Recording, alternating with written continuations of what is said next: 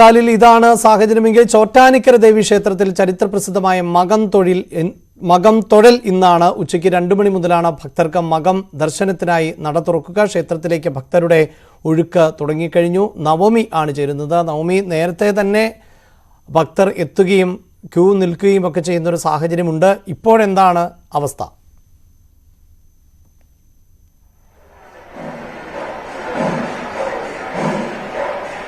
അഭിലാഷ്, ചരിത്ര പ്രസിദ്ധമായ ചോറ്റാനിക്കര മകം തൊഴിലിന്റെ ദിവസമാണിന്ന്. ഭക്തരുടെ ഒഴുക്ക് ഇപ്പോൾ തന്നെ ആരംഭിച്ചിട്ടുണ്ട്. ഇന്നലെ മുതൽ തന്നെ, ഇന്നലെ ഉച്ചയോടുകൂടി തന്നെ ഭക്തർ ഇവിടേക്ക് വന്നെത്തിയിട്ടുണ്ട്.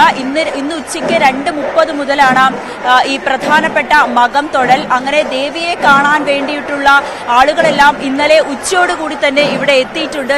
എനിക്ക് ചുറ്റും കാണുന്ന ഈ ദൃശ്യങ്ങളിൽ നിന്നൊക്കെ മനസ്സിലാകാം, വളരെ ക്യൂ ആണ്, വളരെ നീണ്ട ക്യൂ ആണ്. അതായത് പടിഞ്ഞാറേ ഭാഗത്തു നിന്നും തുടങ്ങുന്ന ക്യൂ ആണ് ഈ ക്ഷേത്ര നടയുടെ ദേവിയെ കാണുന്നതിന് വേണ്ടിയിട്ട് ഈ നിൽക്കുന്നത്. വളരെ അധികം തിരക്ക്, സ്ത്രീകളും പുരുഷന്മാരും അടക്കം ഏകദേശം 1 ലക്ഷത്തോളം പേരെയാണ് ഇത്തവണ മകം തൊഴലിനായി പ്രതീക്ഷിക്കുന്നത്. രാവിലെ 5:30 ഓടക്കുറ്റിച്ചിറയിൽ ആറാട്ടും ഇറക്കിപ്പൂജയും തുടങ്ങിയതോടെയാണ് ഈ മകം തൊഴലിന്റെ ഔദ്യോഗികമായ ആഘോഷങ്ങൾക്ക് തുടക്കമാകുന്നത്. 2 മണിക്കാണ് പ്രസിദ്ധമായ മകം തൊഴൽ. അത് ഏകദേശം ഒരു 11:30 വരെ നീളുമെന്നാണ് ഇപ്പോൾ ദേവസ്വം വകുപ്പും പ്രതീക്ഷിക്കുന്നത്. കാരണം അത്രയേറെ തിരക്കാണ് ഇവിടെ അനുഭവപ്പെടുന്നത്.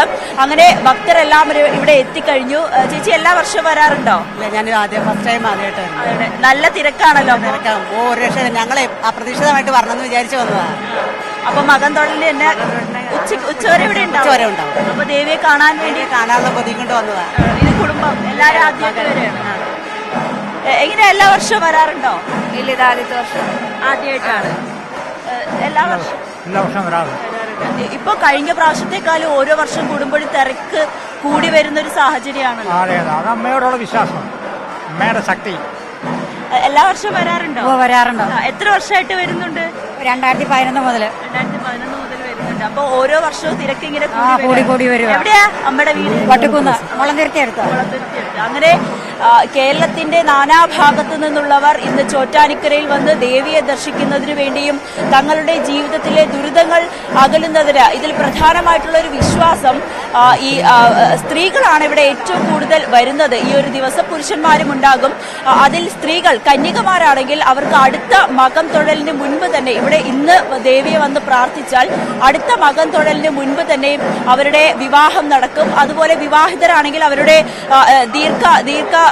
അതായത് ആ ദാമ്പത്യ ജീവിതം ദീർഘമായി സന്തോഷത്തോടെ മുന്നോട്ട് പോകുവാനും അതോടൊപ്പം തന്നെ സന്താന ലഭ്യത്തിനുമൊക്കെ അങ്ങനെ നിരവധി ആഗ്രഹങ്ങളൊക്കെ സാധിക്കുന്നതിന് വേണ്ടിയിട്ടാണ് ഇന്നത്തെ ഈ ദിവസത്തെ പ്രധാനമായും ഇവിടെ എത്തുന്നത്. അതിൽ ഏറ്റവും പ്രധാനപ്പെട്ട കാര്യം, ഇന്ന് ദേവിയെ ദർശിച്ചാൽ തങ്ങളുടെ പ്രശ്നങ്ങൾ, തങ്ങൾ ഇവിടെ ദേവിയോട് പറയുന്ന പ്രശ്നങ്ങളെല്ലാം മാറും. അതോടൊപ്പം തന്നെ അടുത്ത മകം തൊഴലിനും അവരെ ദേവി തന്നെ ഇവിടെ എത്തിക്കുമെന്നൊരു വിശ്വാസമൊക്കെ ഈ ക്ഷേത്രത്തോടനുബന്ധിച്ചുണ്ട്. ഇപ്പോൾ നമ്മൾ ദൃശ്യങ്ങളിൽ കാണുന്നത് 7 ആനകളെ നിരത്തിയുള്ള മയം എഴുന്നള്ളത്താണ്.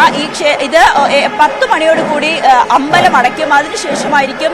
എന്തായാലും സംസ്ഥാനത്ത്, കേരളത്തിൽ ഇപ്പോൾ ഉത്സവകാലം ആണ്. ഇന്ന് വളരെ പ്രധാനപ്പെട്ട തീർത്ഥാടകരെ സംബന്ധിച്ചിടത്തോളം ഭക്തിസാന്ദ്രമായ സാഹചര്യമാണ് ചോറ്റാനിക്കരയിലും അതോടൊപ്പം തന്നെ ആറ്റുകാലിലും ഉള്ളത്. ഇപ്പോൾ കെ മുരളി